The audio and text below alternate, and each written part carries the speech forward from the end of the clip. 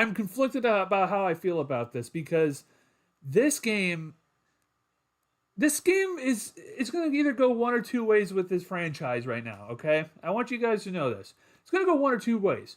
Either this is going to be the turning point of massive changes with this organization, like you fire Kevin, you fire Andrew, or it's going to be we're going to stick with Andrew and Kevin and give them a quarterback. Um, those are the only two things that are going to come out of this game. I mean, this is the worst loss in the Kevin Stefanski era. There's no other, nothing else comes close. This is the worst loss in the Kevin Stefanski era by far. By far. There's nothing that comes close.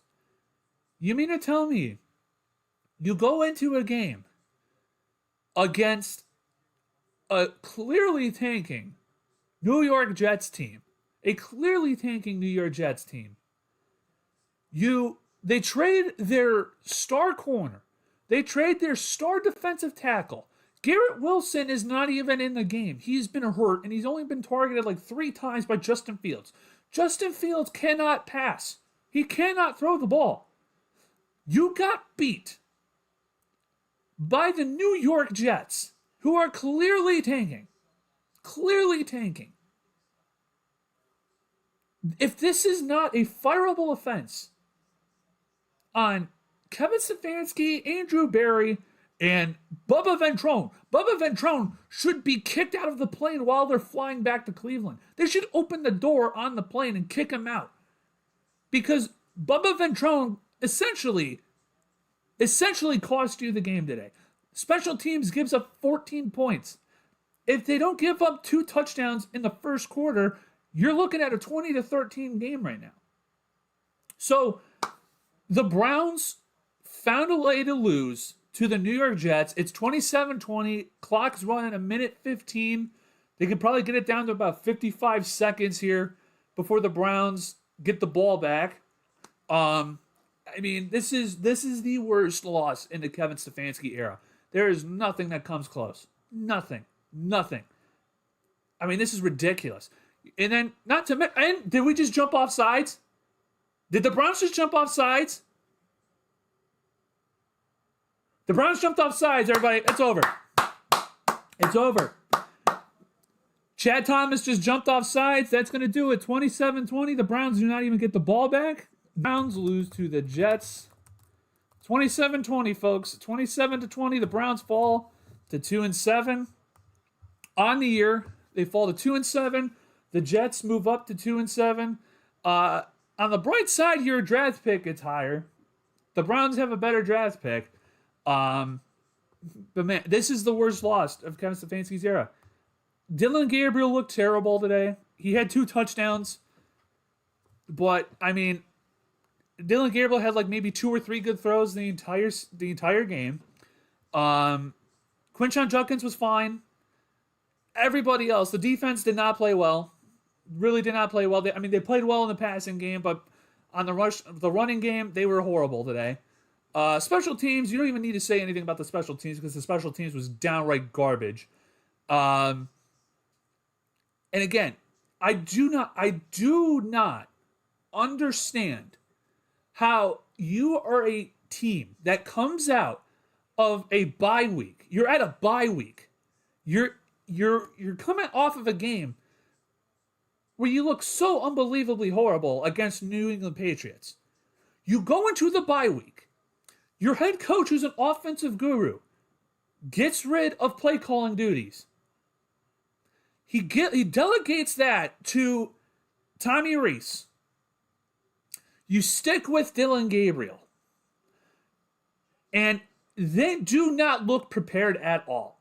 They don't look prepared. They came out their first drive looked horrible. They looked like they were out of sync. They looked like they didn't know what the fuck they were doing.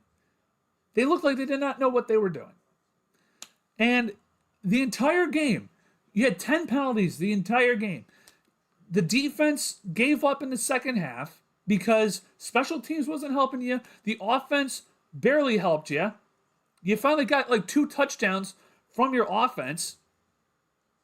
I mean, like, this team looked awful. It looked the exact same coming out of the bye. Looked the exact same. Tommy Reese's play calling looked fine, I guess. Dylan Gabriel was finally throwing it more than 5 yards, but they were showing the stats earlier in the game. They had like 54 plays for only 206 yards. That was like barely 4 yards of play. Barely 4 yards of play, guys. You're coming off of a bye week and you look the exact same. That was supposed to be the point where you were supposed to change stuff and get better. Did the Browns look better to you guys? Did the Browns look better to you guys today out of the bye week? Because they looked the same to me. They looked the same to me. And this is, again, it's an indictment on Kevin. Because you're coming off of a bye week. This was supposed to be the week that you were supposed to improve on the things that you guys were struggling on in the first half of the year. You had more time to get stuff together. You had more time to improve on things. And you came out after 2 weeks and you looked the exact same. Everybody looked hectic. It looked chaotic. The play calling was miserable. Dylan Gabriel still looked miserable. It was horrible. Horrible. And we're going to have to sit here again and ask Kevin Stefanski, are you going to move off of Dylan Gabriel? And we're going to continue to get the same answer. No, we're going to stick with Dylan. And Dylan threw 2 touchdowns. Yippee. He also threw like 6 interceptable passes today as well. It was a joke. It was a joke. And again, I knew I should be happy right now. We should be happy because we knew the Browns sucked. We all knew the Browns were terrible. This game confirms the Browns suck. The Browns are going to get a better draft pick. Miami won today. New Orleans won today. The Jets won today. We lost. We move up in the draft order. So if there's a world where Fernando Mendoza and Ty Simpson and Dante Moore come out, we could be positioning ourselves to be in a really good shape when it comes to drafting. The problem is that we still have 8 more weeks to go of this team. We still have 8 more weeks to go of Cleveland Browns football in 2025 with this current roster. Think about that, guys. There's still 2 months of football left. There's still 2 months more of 2025 Cleveland Browns football. And, this is it's just such a frustrating team. It's a frustrating organization because this team should not be 2-7. This team should not be 2-7.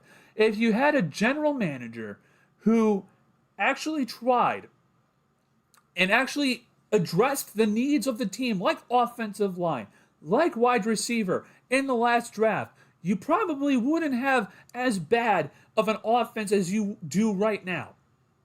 It's just fact. It's just fact. If Andrew Berry did his job and actually addressed the needs of the team in the draft or in free agency, the Browns would not have this bad of an offense. And if Kevin Stefanski and his coaching staff were able to develop players like Jamari Thrash, like Isaiah Bond, we wouldn't be in this position. Now, you're going to have to go into another draft needing wide receivers, needing offensive linemen, needing a quarterback. Because, guys, as much as we like Shedeur Sanders, as much as we want Shedeur Sanders to start, putting him out there behind this offensive line, putting him out there with these weapons, not good. It's not going to be a good thing. It's going to be awful. I don't know how much better it's going to be. But next week, you got the Baltimore Ravens, who just came out here and smoked the Minnesota Vikings after they smoked the Miami Dolphins 2 weeks ago. So now you got Lamar Jackson back on the Baltimore Ravens. You think the Browns gave up 27 points to the New York Jets. The New York Jets. They gave up 27 points to them. The Browns are going to get smoked by like 45 points.